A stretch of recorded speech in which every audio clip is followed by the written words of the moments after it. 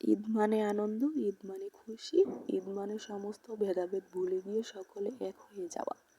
ঈদ মানে সমস্ত রাগ অভিমান ঝগড়া বিবাদকে ভুলে গিয়ে শত্রুকেও সাদরে আলিঙ্গন করা। সবাইকে পবিত্র ঈদ উল ফিতরের অনেক অনেক শুভেচ্ছা ও অভিনন্দন। ঈদ মোবারক। টানা 30 দিন একটানা রোজা রাখার পর মুসলমানদের জন্য আজকের এই দিনটা অনেক বেশি সুখের, আনন্দের। তো আজকের এই আনন্দের দিনটাকে আরও বেশি স্পেশাল করে রাখার জন্যই স্পেশাল সব রান্নাবান্না। হ্যালো ভিউয়ার্স, আসসালামু আলাইকুম। কেমন আছেন সবাই? আশা করছি সকলেই খুব ভালো আছেন। সকাল সকাল ঘুম থেকে উঠেই ঈদের সকল আয়োজন করার জন্য রেডি হয়ে গিয়েছি। এখানে সেমাই, কোরা নারকেল সমস্ত জিনিসপাতি একসাথে নিয়ে নিয়েছি সকাল সকাল রান্নাবান্না শেষ করার জন্য। তো সবার প্রথমে এখানে পাতিলের মধ্যে পরিমাণ মতো দুধ দিয়ে সাথে দিয়ে দিয়েছি মশলা এবং পরিমাণ মতো চিনি দিয়ে এটাকে বলক আনার জন্য তাপে বসিয়ে দিলাম। আর এখন এখানে আমি দুটো আলাদা আলাদা বাটির মধ্যে লাচ্ছা সেমাইটাকে সেট করে নিব। দুটো আলাদা বাটির মধ্যে নেওয়ার কারণ হচ্ছে পরিবারের অনেক সদস্য কোরা নারকেল খেতে চায় না, তাই তাদের জন্য আলাদাভাবে নারকেল ছাড়া রান্না করা হবে। আর যারা নারকেল খেতে পছন্দ করে তাদের জন্য নারকেল দিয়ে রান্না করা হবে, এই জন্যই আলাদা আলাদা করে নেওয়া।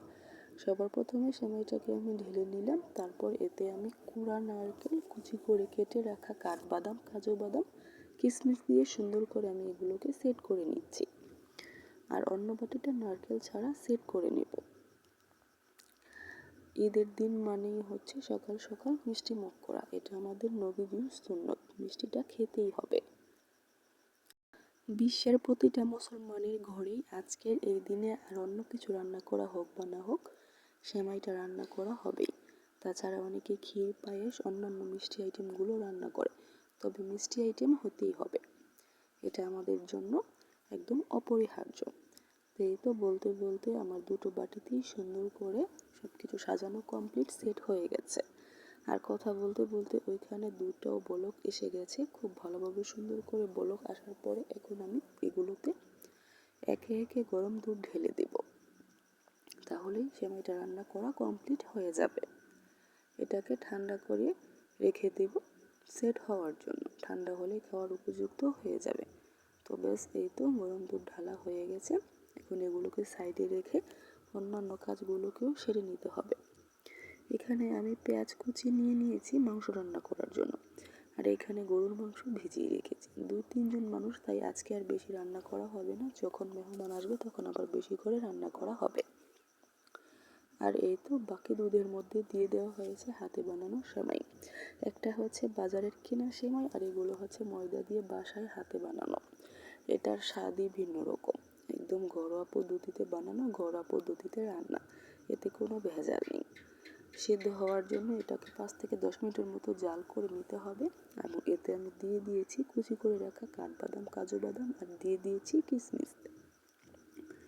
তো বেশ, 2 রকমের সেমাই রান্না করা হয়ে গেছে। এখন আমি গরম তেলে পিঠা ভেজে নিচ্ছি। বাঙালির ঈদ মানেই হচ্ছে সেমাই আর পিঠা, পিঠা ছাড়া যেন ঈদটাকে কল্পনা করাই যায় না। শহরের মানুষের কথা বলতে পারি না, তবে আমরা যারা গ্রামে থাকি, সেমাইয়ের সাথে যদি পিঠা না হয় আমাদের ঈদটাকে ঈদ ঈদ মনে হয় না, যেন ঈদটা অসম্পূর্ণই থেকে যায়। তো ব্যাস, এই তো আমি সুন্দর করে পিঠাগুলোকে ভেজে নিচ্ছি। সবচেয়ে বেশি আনন্দের বিষয় তো ছিল ছোটবেলায় সবার বাড়িতে পিঠা বানানো হতো, সবাই দল বেঁধে পিঠা বানিয়ে দিতাম। এখন মানুষ অত বেশি কাজ করতে চায় না, জীবনটাকে যত সহজ করে নেওয়া যায় শুধু সহজ পথ খুঁজে। কিন্তু আগের মানুষ কাজকে এত বেশি গণাই ধরতো না, ঈদ আসলেই যেন উৎসব লেগে থাকতো প্রতিটা ঘরে। তো বেশ, সেমাই রান্না কমপ্লিট, পিঠা ভাজা হয়ে গেছে। এখন আমি চুলায় গরুর মাংসটাকে রান্না করে নেব। টানা 30 দিন কবরবাসীদের কবরের আযাব মুক্ত ছিল। আজকের দিন থেকে জানি না কার কবরের আযাব আবার শুরু হয়ে যাবে। তবে সমস্ত কবরবাসীর জন্য আল্লাহ তাআলার দরবারে এই দোয়াই করছি, হে আল্লাহ, আমাদের আত্মীয় স্বজন যারা ওই কবরে শুয়ে আছে তাদের কবরের আযাব থেকে তুমি তাদেরকে মুক্ত করো, তাদের জীবনের সকল গুনাহগুলোকে মাফ করে তুমি তাদেরকে কবর দেশে শান্তি দাও, এই কামনাই করছি। আমরা যারা এখনো দুনিয়াতে বেঁচে আছি সবাই সবার আত্মীয় স্বজনের সাথে কত মজা করছে, কিন্তু ওই কবরে যারা শুয়ে আছে তারা একটু দোয়ার আশায় আমাদের দিকে তাকিয়ে আছে। তাই সবাই সবার আত্মীয় স্বজনের জন্য যত বেশি বেশি পারেন দোয়া করেন। দোয়াতেই মানুষের ভাগ্য বদল হয়, দোয়াতেই কবরের আযাব কমে যায়। তো কথা বলতে বলতে এখানে সমস্ত মশলাপাতিও সুন্দরভাবে কষানো হয়ে গেছে।